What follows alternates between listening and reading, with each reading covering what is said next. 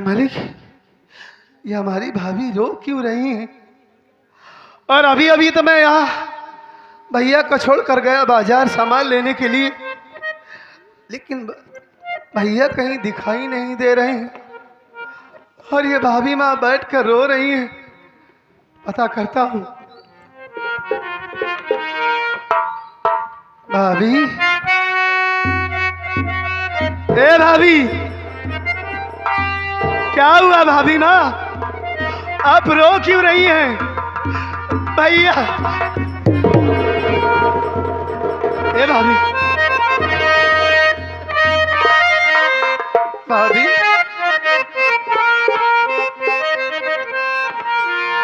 प्यारी भाभी मुझको बताओ, क्यों हो आंसू बहाती, क्यों हो आंसू बहाती।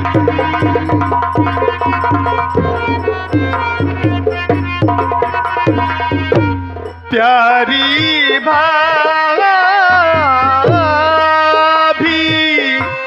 मुझको बताओ, क्यों हो आंसू बहाती, क्यों हो आंसू बहाती। भाभी,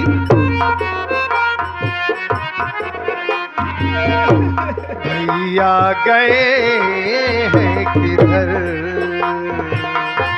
साफ बता दो मुझे। प्यारी भाभी मुझको बताओ, होती क्यों आँखों से आंसू, रोती क्यों बहते आंसू,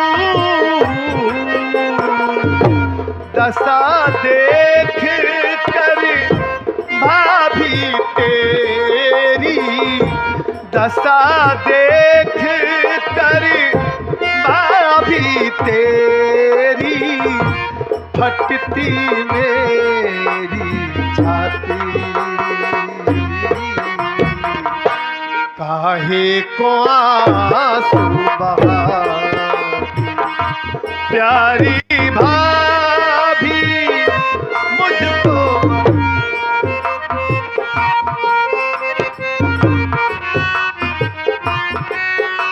हे भाभी, क्या बात है? आप सिर्फ रोए जा रही हैं, मुझे कुछ नहीं बता रही। मेरे भैया कहाँ गए? हाँ, ये तो घर में मुन्ना पैदा हुआ है, सब लोग कितने खुश थे, आखिर भैया कहाँ चले गए? बताइए ना, क्यों रो रही हैं आप? क्या हुआ है भाभी? हाँ, ना जाने क्यों भगवान आज रूठ गए। पता नहीं कि शराबजादे ने अपने घर में कोकी रख दिए और थाने से पुलिस वाले आए और तुम्हारे भैया के हाथों में हथकड़ी लगा के उन्हें नहीं भाभी, नहीं नहीं, ऐसा नहीं हो सकता। देवर में तुम्हारे हमारे भैया कोई देशद्रोही नहीं है, वो इस देश का गद्दार नहीं है, एक सच्चे सिपाही है हमारे भैया। और हमारे भैया के हाथों में हथकड़ी लग गई, भैया को थाने लेकर गए हैं पुलिस वाले, भैया को देशद्रोही साबित किए हैं। आप चिंता मत कीजिए भाभी, मैं कुछ नहीं होने दूंगा अपने भैया को। मैं इसी वक्त बड़ी भाभी माँ के पास जाऊंगा, उनसे पैसा मांगूंगा, वो हमारी मदद जरूर करेंगी, मैं अपने भैया को छुड़ा के लाऊंगा। भाभी आप चिंता मत कीजिए, अपना ख्याल रखिएगा और ये हमारे भतीजे का ख्याल रखिएगा। मैं बहुत जल्द आ रहा हूँ, आप रोइए नहीं, मैं तुरंत भैया को छुड़ा अरे भगवान।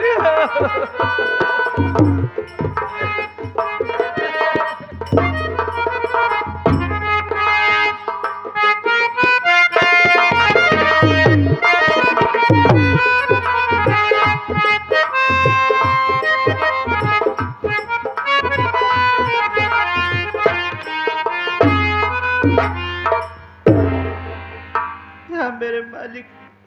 वो हरामखोर चौधरी साका शंभुनाथ मेरी भाभी माँ को मार डाला और मेरे भैया को जेल भेज दिया, मुझको भी घर से मार कर भगा दिया। मैं कहाँ जाऊं, किसके आ जाऊं, कुछ समझ में नहीं आता।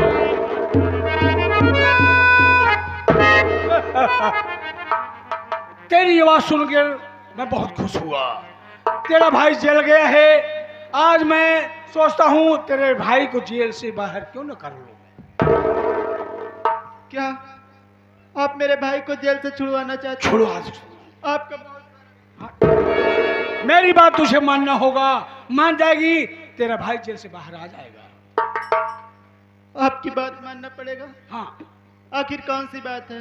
कहूंगा तब सुन मैं कहना क्या चाहता हूं।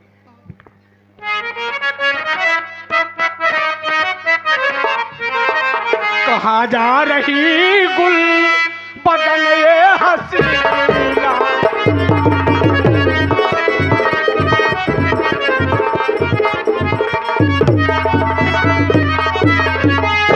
कहाँ जा रही गुल बदन ये हसीना, कहाँ जा रही गुल बदन ये हसीना, तेरी देख सूरत झलकता है।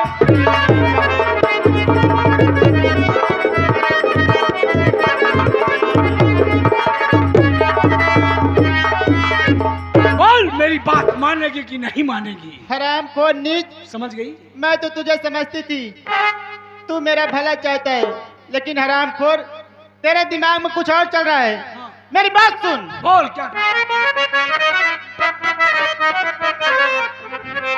कि चला जा यहाँ से तू कुत्ता कमीना,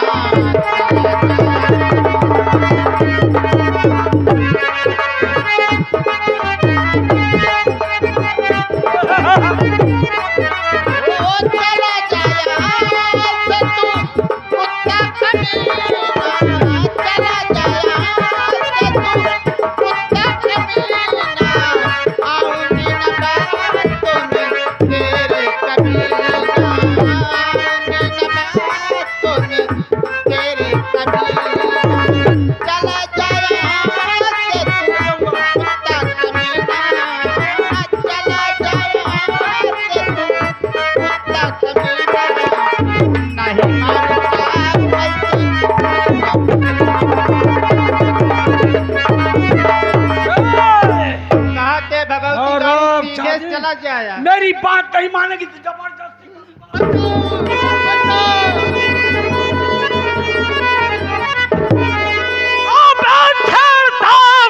एक लड़की को तू बेशरम छेड़ता है,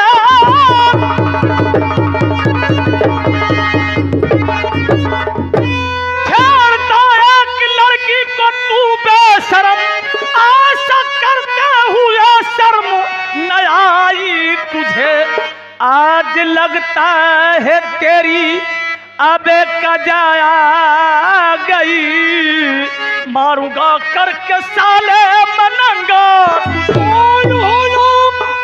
अपना बंदा वो मुझे आए कैसे यहाँ, आए कैसे यहाँ, अपनी लाश का सीधी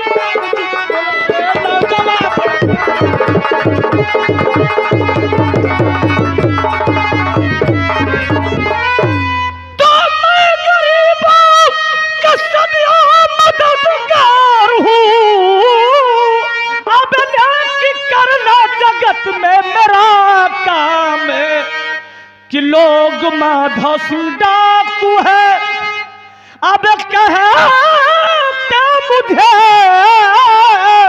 कुछ दरिंदों ने कर दीना बदनाम है, लोग माधव।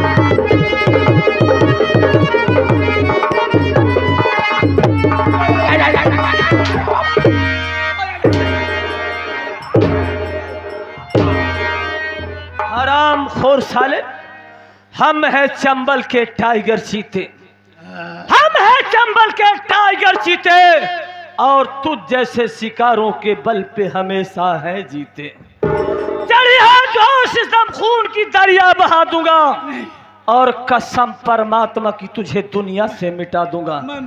ये बता बे साले, आखिर एक लड़की को परेशान कर रहा है, ऐसा करते हुए तुझे शर्म नहीं है? तुझे तो साले चुल्लू भर पानी में डूब के मर जाना चाहिए हरामखोर। साले आज तुझे तड़पा तड़पा के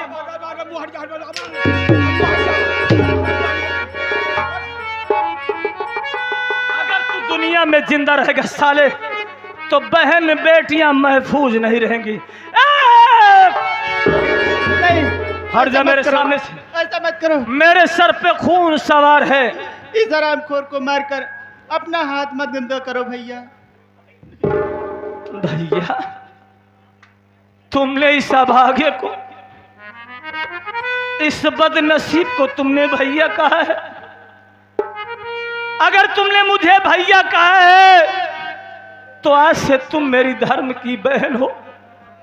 बहन, एक बात ये बताओ कि तुम्हारा नाम क्या है, तुम कहाँ की रहने वाली हो, और तुम्हारे घर तुम्हारे परिवार में कितने लोग हैं, यहाँ पर क्या करने के लिए आई थी, और ये साला कमीना तुझे कैसे मिल गया? डरो नहीं बहन, वो दोबारा लौट कर नहीं आएगा। बाबूजी, मेरा नाम गीता है, मैं गांव शिवपुर की रहने वाली हूँ। मेरे घर में एक बड़े भैया थे जिनका नाम मनोज था, और मेरी भाभी माँ थी। एक दिन हमारे भैया शहर जाने के लिए तैयार हुए। उसी समय हमारे गांव का चौधरी साका शंभुनाथ अपने कर्ज का पैसा मांगने के लिए आया। हमारे भैया गरीब मजबूर, वो पैसा कर्ज का नहीं दे पाए। वो आराम खोल लगाया निशाना, सामने मेरी भाभी माँ आ गई। वो इस दुनिया को छोड़कर उस दुनिया में सिधार गई। उसी कत्ल के जुर्म में हमारे भैया को जेल भेज दिया गया और मुझे भी घर से मारकर भगा दिया गया भैया। तभी से मैं दर बदर की ठोकरें खा। हे भगवान, ये तो मेरी बहन गीता है। अब तक मैं यही सोचता रहा कि मेरी बहन अब इस दुनिया में कहाँ जिंदा होगी। मेरी बहन तो आत्महत्या करके मर गई होगी। हे मालिक, आज तुमने मेरी बहन से मिलाया है, तुम्हारा लाख लाख धन्यवाद मेरे मालिक, तुम्हारा लाख लाख शुक्रिया परमात्मा। लेकिन मैं ये कैसे बताऊं कि मैं ही तेरा वो बदनसीब भाई मनोज कुमार हूं जो आज कानून का बागी बन के तुम्हारे सामने खड़ा हूं। क्या मेरी बहन बर्दाश्त कर पाएगी? करो तो क्या करूं? काश तुम्हारा भाई तुम्हारे सामने आ जाए तो क्या पहचान सकती हो? मैं जानती थी कि आप भी वही कहोगे। अरे, आप लोग मेरी मदद नहीं करते तो कम से कम हंसी मत उड़ाइए। जो मेरा भाई जेल में पड़ा है वो कैसे मेरे सामने आ सकता है? कैसे आ सकता है? मैं मिलाऊंगा। तुम अपने भाई से मिलना चाहती हो कि आके लग जा गले से, है बहना मेरी, कि देख भैया खड़ा है तेरे सामने। राज पेंटर की कैसी कलम खिल गई, कैसी किस्मत लिखी है मेरी राम ने।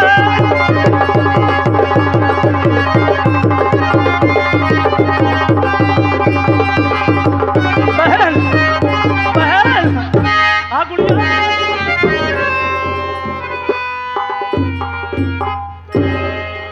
गुड़िया, आज तू मिल गई, मुझे दुनिया की खुशी मिल गई बहन। बहन, हाँ भैया। तू यही जानती है ना कि तुम्हारा भाई जेल में पड़ा हुआ है? नहीं बहन, हाँ भैया। जिस वक्त तो मुझे अदालत में पेश किया गया, जज साहब के सामने खड़ा हुआ तो जज साहब के सामने गिड़गिड़ाने लगा कि जज साहब, मैं एक गरीब, एक मजदूर इंसान हूं। कर्ज के लिए मेरी बीवी को मेरे ही आंखों के सामने गोली मार दिया। मैं खूनी नहीं हूं।